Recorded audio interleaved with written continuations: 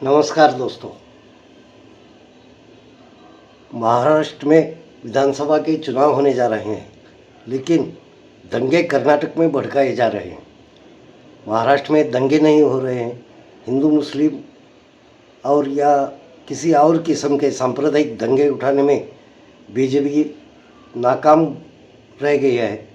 इसलिए नज़दीक के कर्नाटक में इन्होंने दंगे रचाने की साजिश रची हुई है।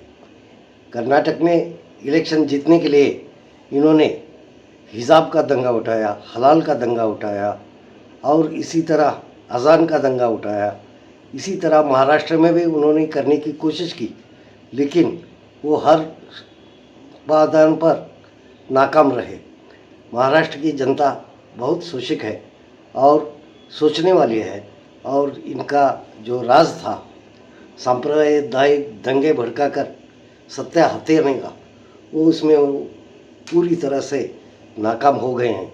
इसलिए हिंदू वोटों को एक जगह संग्रहित करने के लिए इन्होंने नज़दीक के राज्य कर्नाटक में दंगे भड़काने की साजिश रची है। कर्नाटक में खामखां इन्होंने वक्फ को लेकर दंगे मचाने की साजिश रची है। कर्नाटक में जो रूटीन वक्त था, पिछले कई सालों से वक्फ की तरफ से जिन लोगों के पास वक्फ की ज़मीन है या जो लोग वो ज़मीन पर अपना हक जमाए बैठे हुए हैं, ऐसे लोगों को हर साल वक्फ के डिपार्टमेंट तरफ से नोटिस दी जाती है और वो रूटीन वर्क कई सालों से चलता आ रहा है। यहाँ तक कि 2008 से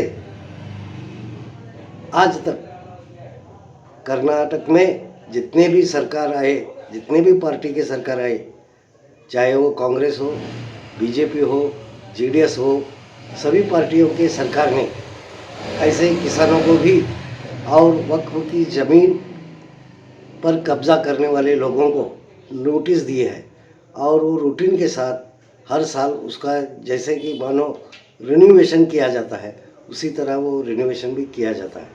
लेकिन इस वक्त सिद्धरामैया की कर्नाटक में सरकार कांग्रेस की चल रही है, ये जानकर इन्होंने कर्नाटक में दंगे भड़काने की पूरी तैयारी की है। कर्नाटक में बीजापुर के एक एमएलए बीजेपी के बसवराज यत्नाल और उनके जैसे कई और लोग जैसे ईश्वरप्पा, सीटी रवि और तेजस्वी सूर्या, ऐसे लोग भी उनको साथ लेकर, देखो हिंदू किसानों को वक्फ ने नोटिस दिया है और कर्नाटक में अब वक्फ की ज़मीन किसानों से छीनी जाएगी, ऐसी अफवाह उड़ाकर इन्होंने कई ज़िलों में लोगों को इकट्ठा करना शुरू किया। हालांकि लोग इनके झांसे में आ गए, कई लोग इनके झांसे में आ गए। बहुत सारे किसान या तो कम लिखे पढ़े होते हैं या कुछ जानते ही नहीं, कानून कुछ जानते ही नहीं, ऐसे हालत में किसान रहते हैं। फिर भी इन लोगों ने किसानों को मिसगाइड करके, किसानों को गुमराह करके वक्फ लोग अपनी ज़मीन लेने वाले हैं, वापस लेंगे, इस तरह अफवाह उठाकर कर्नाटक में धांधली मचाने का प्रयास शुरू किया है। हालांकि कर्नाटक की जनता, किसान वे जान चुके हैं और कर्नाटक सरकार ने इस पर अपना क्लियरिफिकेशन भी दिया है। कर्नाटक वक्फ के मंत्री माननीय जमीर अहमद और सिद्धरामैया जी मुख्यमंत्री, इन्होंने खुले तौर पर कहा गया और डिपार्टमेंट को वैसी सूचना भी दी, अगर किसी किसान की ज़मीन छीनी जा रही है या किसान को कोई नोटिस दिया जा रहा है तो वो तत्काल रद्द किया जाएगा, और ऐसी कोई भी कार्रवाई करने का सरकार का मंशा नहीं है, ये खुले तौर पर उन्होंने कह दिया।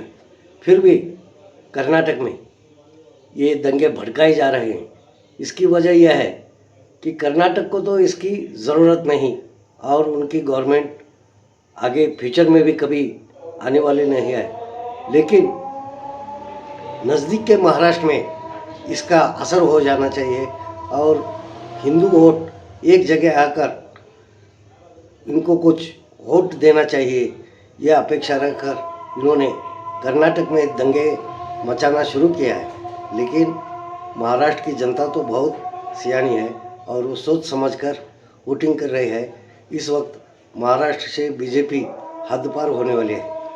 इसका चित्र अब बीजेपी वालों को मिल गया है, इसलिए इन्होंने ये साजिश रची है।